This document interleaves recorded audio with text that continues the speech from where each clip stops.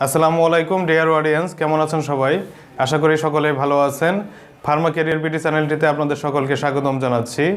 আজকে আমরা আলোচনা করতে যাচ্ছি একটি NSAID গ্রুপের ড্রাগ আইবুপ্রোফেন নিয়ে।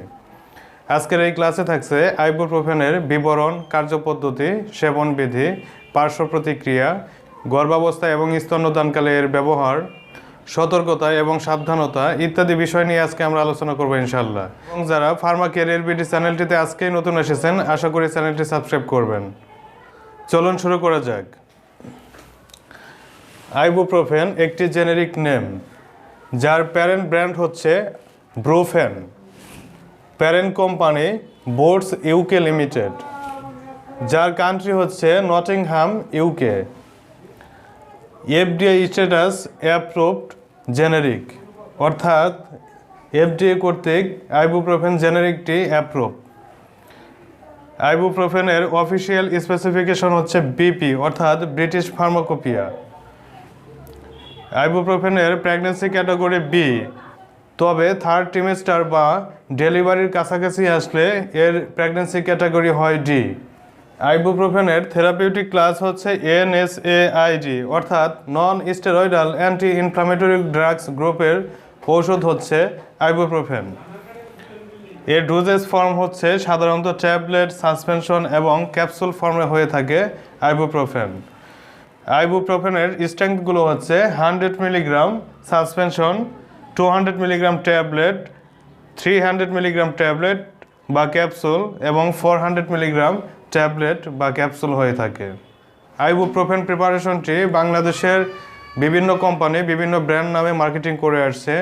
তার মধ্যে কয়েকটি গুরুত্বপূর্ণ ব্র্যান্ড হচ্ছে brand names: Flamex, ACI pharma, Bufen, drug international, Bonifen health care pharmaceuticals, Inflam, Sanofi Aventis, Profen, Acme laboratories, Nurofen, Globe pharmaceuticals, Rheumafen, Beximco pharmaceuticals, Advel, Opsonin pharmaceuticals, Rebuprofen, Renata pharmaceuticals এবং সার্বিপ্রোফেন, Novartis Bangladesh ইত্যাদি company সুনামের সাথে মার্কেটিং করে আসছে ibuprofen প্রিপারেশনটি। আইবুপ্রোফেনের indication বা নির্দেশনাগুলো হচ্ছে, বা যে রোগের ক্ষেত্রে একজন ডক্টর তার রোগীদেরকে সাজেস্ট করে থাকেন, সেগুলো হচ্ছে অস্ট্রিও আর্থ্রাইটিস,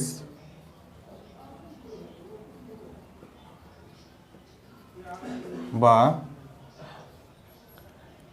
হাড়ের ক্ষয়,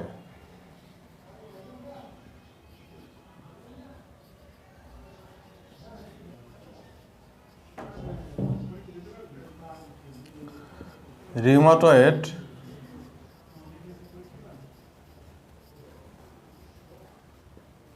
আর্থ্রাইটিস,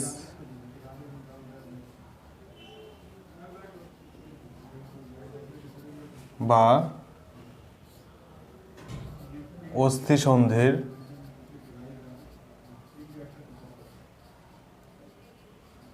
প্রদাহ,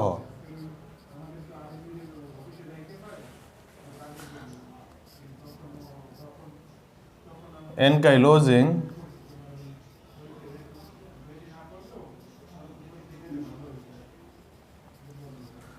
spondylitis,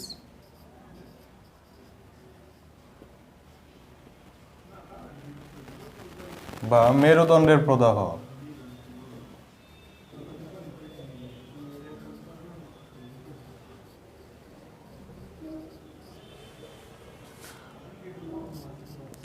dysmenorrhoea,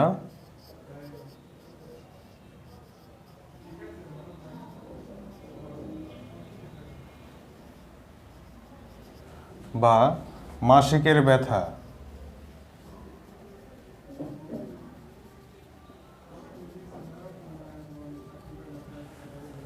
back pain,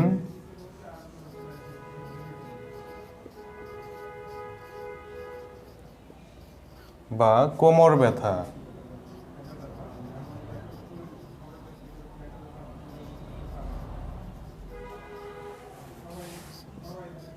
fever বা জ্বর।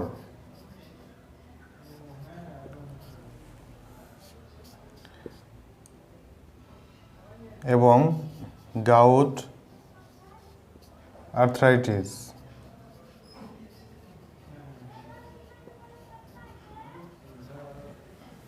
ইত্যাদি।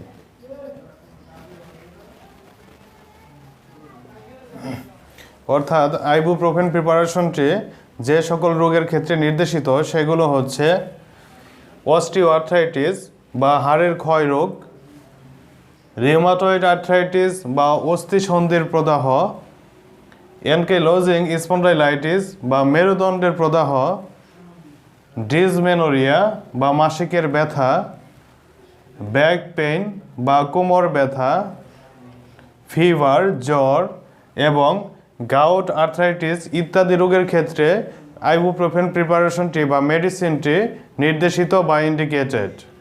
আইবুপ্রোফেনের মোড অফ অ্যাকশন বা কার্যপদ্ধতি হচ্ছে, যদি সহজ ভাষায় বলি, আইবুপ্রোফেন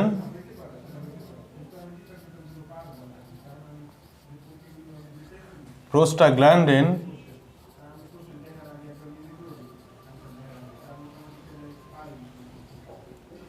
সিনথেসিসকে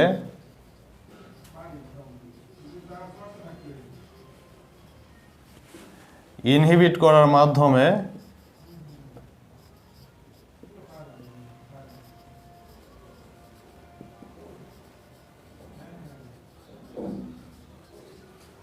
পেইন রিলিজ করে।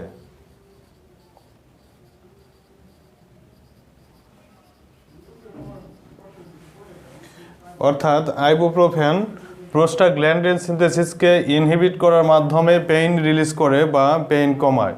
আইবুপ্রোফেন মেডিসিনটি সেবনে কিছু পার্শ্ব প্রতিক্রিয়া দেখা দিতে পারে, যেমন সাইড ইফেক্ট,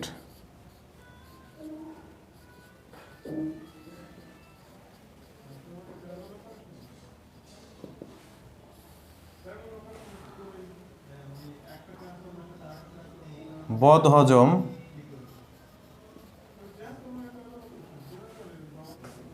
বমি, বমি বমি ভাব,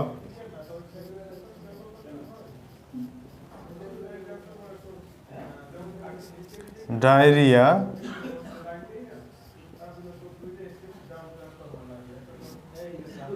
পেটে ব্যথা,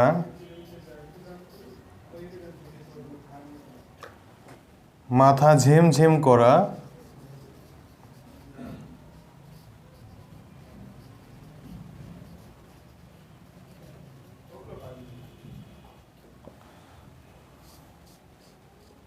এবং র্যাশ।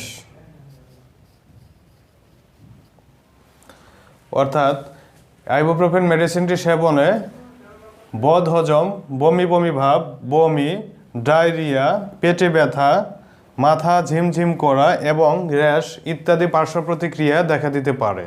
আইবুপ্রোফেনের সেবন মাত্রা ও বিধি বা ডোজেস অ্যান্ড অ্যাডমিনিস্ট্রেশন।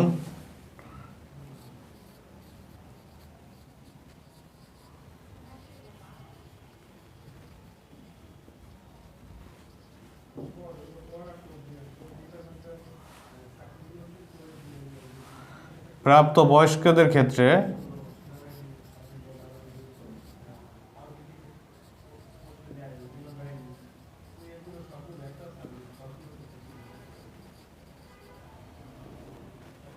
দৈনিক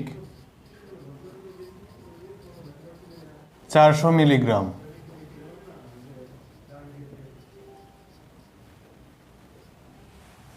এবং সর্বোচ্চ মাত্রা 2400 মিলিগ্রামের বেশি হওয়া উচিত নয়।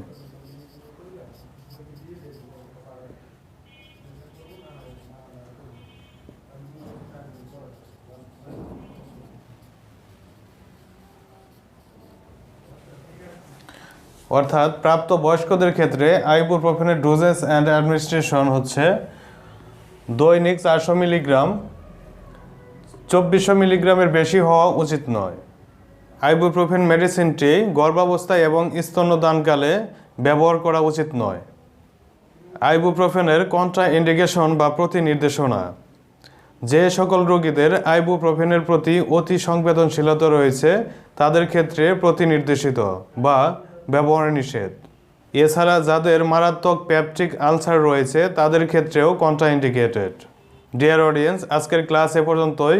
ভালো থাকুন, সুস্থ থাকুন। আর ফার্মা কেরিয়ার বিডি চ্যানেলে নতুন এসে থাকলে চ্যানেলটি সাবস্ক্রাইব করুন। আসসালামু আলাইকুম।